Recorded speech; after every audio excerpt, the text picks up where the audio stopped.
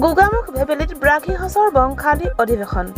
ধেমাজি জিলাৰ গোগামুখ ভেবেলী সোণোৱাল গাঁৱৰ গগন বৰা সমন্বয় ক্ষেত্ৰত আজি দিনজোৰা বাণাঢ্য কাৰ্যসূচীৰে ডংৰাল বংশৰ কেওটাৰী ব্ৰাঘী হচৰ দ্বিবাৰ্ষিক অধিৱেশনখনি অনুষ্ঠিত হয়। সামূহিক চাফাই, বন্তি প্ৰজ্বলন, পূৰ্বপুৰুষক স্মৰণ, বয়োজ্যেষ্ঠসকলক সম্বৰ্ধনা আৰু আশীৰ্বাদ গ্ৰহণৰ পিছতে বদেশ্বৰ সোণোৱালৰ পৌৰোহিত্যত এখনি মুকলি সভা অনুষ্ঠিত হয়। মুকলি সভাত পূৰ্বৰ কেওটাৰী ব্ৰাঘী হচৰ জ্যেষ্ঠ লোকসকলক নৱপ্ৰজন্মৰ আগত চিনাকি কৰোৱাৰ লগতে কেওটাৰী ব্ৰাঘী হচৰ পূৰ্বজন্মৰ বৃত্তান্তৰ সন্দৰ্ভত আলোচনা কৰা হয়। মুকলি সভাত আগন্তুক তিনিচুকীয়াৰ বৰডুমচাত অনুষ্ঠিত হ'বলগীয়া ২,০০০ৰো অধিক ডংৰাল বংশৰ অধিৱেশনত ব্ৰাঘী পৰিয়ালসমূহক অংশগ্ৰহণৰ বাবে আহ্বান জনায় ডংৰাল বংশৰ কেওটাৰী পৰিয়ালে। জ্ঞাপন কৰিছোঁ আৰু কথা হ'ল কি যে বাইগাই কেওটাৰী ডংৰাল বংশৰ যি হস্ত, এইটো এটা সমন্বয় ক্ষেত্ৰ। ইয়াতে দিয়া হৈছে যে গগন সোণোৱালৰ সমন্বয় ক্ষেত্ৰ।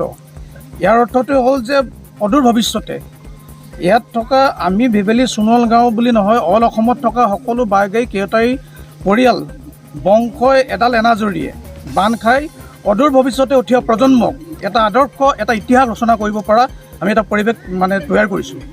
যেনেদৰে আমি আজি ভেবেলী সোণোৱাল গাঁও যেনেকৈ পাতিছোঁ, আমাৰ ধেমাজি ডিষ্ট্ৰিক্টত থকা বিভিন্ন এনেকুৱা কেওটাৰী বাইগাই যিমানবোৰ আমাৰ পৰিয়াল সজ আছে, তেওঁলোকে এনেকুৱা এটা অনুষ্ঠান পাতি আমাৰ উঠি অহা প্ৰজন্মক সজাগ আৰু সচেতন কৰা এটা আমাৰ মহান লক্ষ্য উদ্দেশ্য আছে। আৰু আজি তাৰে পাতনি হিচাপে আমাৰ ভেবেলী সোণোৱাল গাঁৱত আজি আমাৰ এটা অনুষ্ঠান, প্ৰীতি পূজা অনুষ্ঠানৰ লগতে আমি আজি অঞ্চলৰ অকল আমি কেওটাৰী বাৰ্গী নহয়, আমাৰ গাঁও বিভিন্ন জ্যেষ্ঠজনক, আমি অঞ্চলৰ বিভিন্ন জ্যেষ্ঠজনক আমি ইয়াতে আজি নিমন্ত্ৰণ জনাইছোঁ। আমি তেখেতসকলৰ পৰা আমি আশীৰ্বাদ বিচাৰিম। উঠি অহা প্ৰজন্মই যাতে সুকলমে ৰাস্তাৰে যাব পাৰে, আমি এটা আজি আশীৰ্বাদ বিচাৰিছোঁ।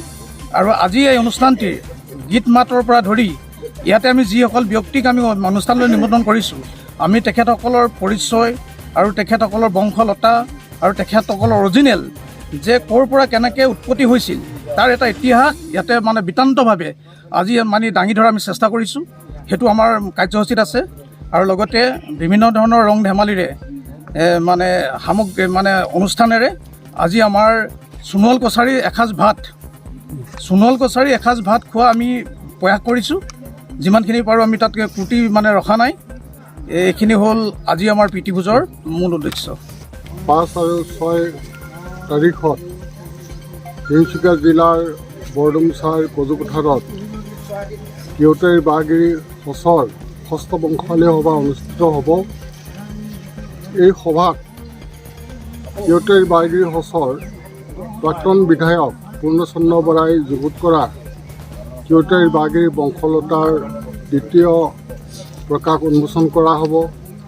লগতে এই হস্তৰ ইতিহাসৰ ওপৰত সেই অধিৱেশনত গুৰুত্ব পাব।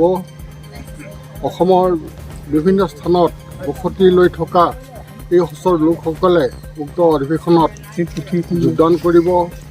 আৰু সেই অধিৱেশনৰ বংশাৱলীৰ